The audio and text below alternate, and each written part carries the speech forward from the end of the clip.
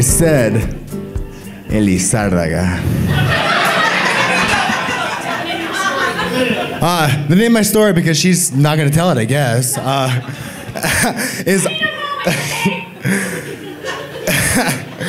is ice cream for heartbreak. But it's spelled ice cream, so it's okay.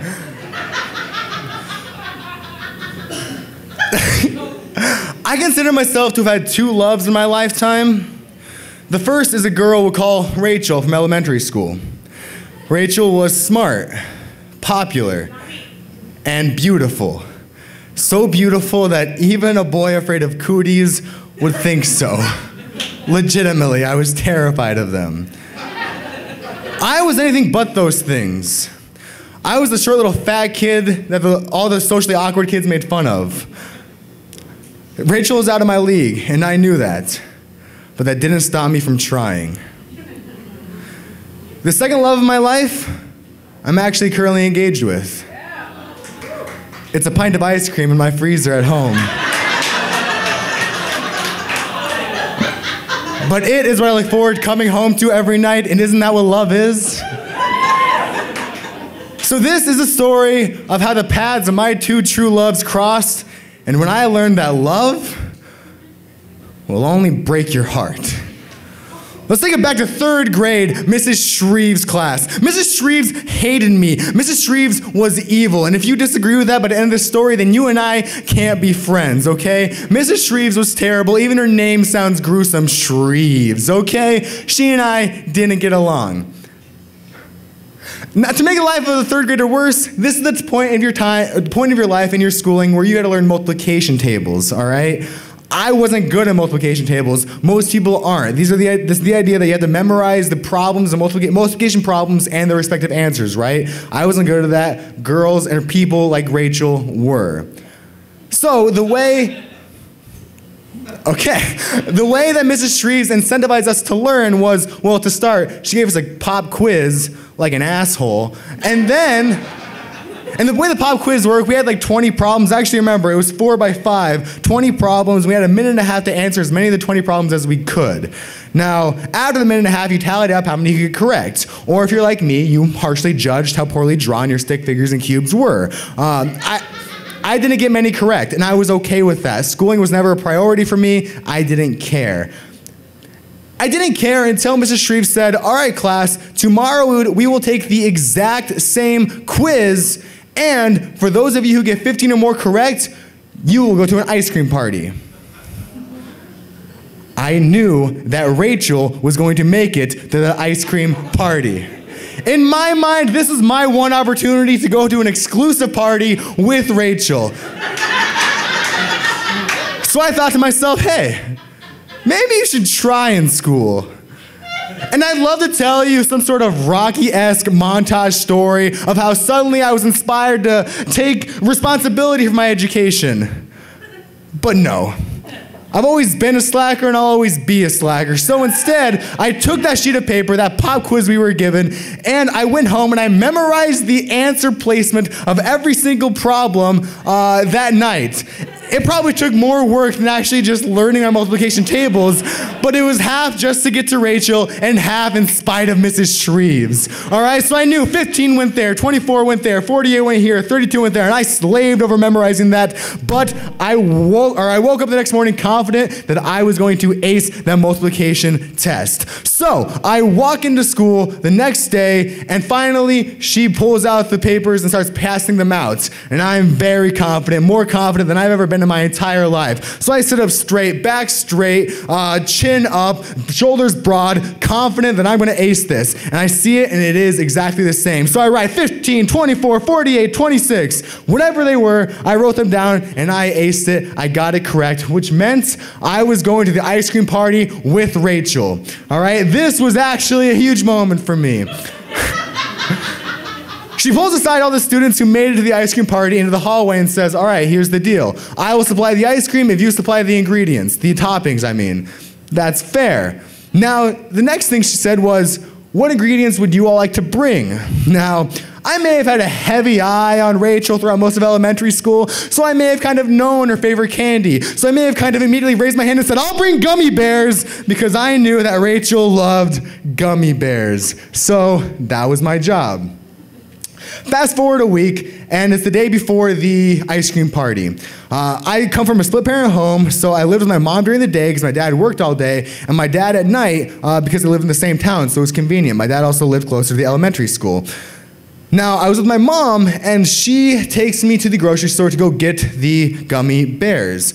So I go grab a few packages of gummy bears, take it to the grocer, he puts it in the plastic bag, I take it home back to my mom's place. Now, I can't for the life of me remember why I had to change my socks, but I remember my mom telling me, you need to change your socks. So I did at her house, right? So the only two things I had to bring to my dad's house that night are A, my dirty socks, and B, the plastic grocery bag of gummy bears that I would need to take to my dad to take to school the next day. So being the little resourceful whippersnapper I am, I thought, I'll just put the dirty socks in the same bag as the gummy bears. Okay, the gummy bears are packaged within themselves. It's not gonna be a big deal as long as I take them out. Fast forward to the next day, I put all my stuff in my backpack, including the plastic bag of gummy bears, and I walk to school. Now, I keep it all in my backpack until finally, throughout the day, Mrs. Shreve says, all right, class, all those who are going to the ice cream party, and this is in front of everyone, including all the dumb kids who didn't cheat on their multiplication test. She says, all right, everybody, those who are going to the ice cream party, go to your backpacks or grab the ingredients that you need, the toppings, and put them on this table. So I walk over to my backpack, I grab the plastic shopping bag of gummy bears inside, and I put them on the ingredients table, and I walk back to my seat. Now, in the middle of me doing whatever pointless third grade task I was given, probably cursive, I hear Mrs. Shreve say, in front of everyone, who brought the gummy bears? And in my head, I thought, aha, this is my time to shine. I am going to be Rachel's knight in shining armor who brought her favorite candy for the ice cream party. So I look at Mrs. Shreves and I said, I did. I brought the gummy bears. And in front of everyone, including Rachel, Mrs. Shreves looks me dead in the eyes, that shrew of a woman, and says, you left your dirty socks in the bag. My heart sank. My jaw dropped. The world stopped turning. Time stood still. My back is no longer straight. My chin is no longer up. And I am just defeated. So I stand up with what felt like the weight of 1,000 suns. And I walk over to Mrs. Shreves, just coldly looking at me. I swear to God, relieved that she finally got to do something like this in front of the entire class. And I reach my chubby little hands into the plastic bag. I grab my dirty socks. I walk over to my backpack, put them in, turn around, and I muster up just enough strength to lift my chin enough to see what Rachel's expression was. And she was laughing. Sweet, beautiful, angelic Rachel was laughing at me with her friends. So my head sinks back down. I walk to my seat, rest my forehead, probably not too gently, on my desk, and came to terms with the fact that love will only ever break your heart. Thank you.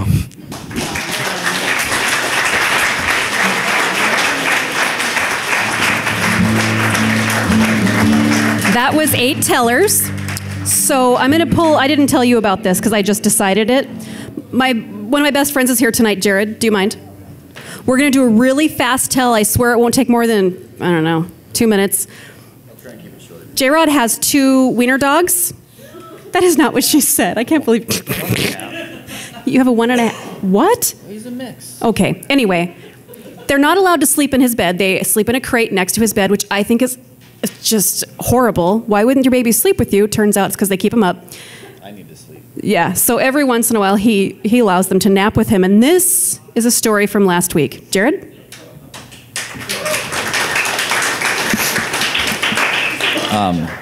Yeah, don't judge me.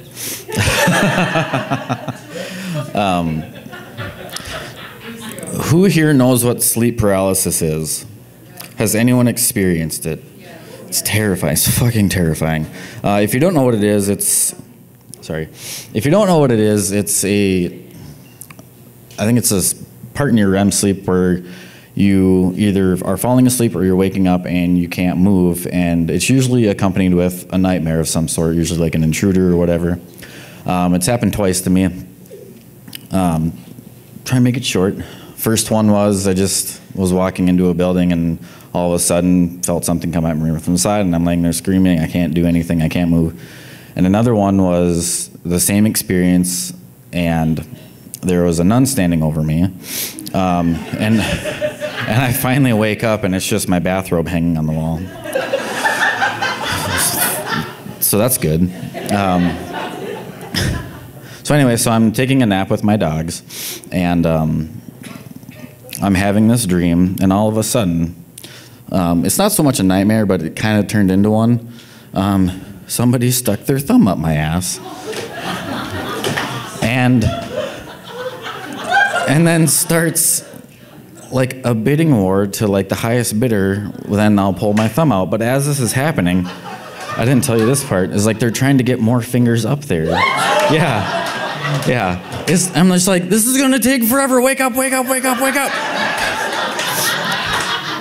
And here I wake up, still, and I'm laying on my side, and I wake up, and here Spanky is behind my legs, and he's pushing on my butt. And that's what I was feeling, like there's no actual penetration, but it still is like, it was very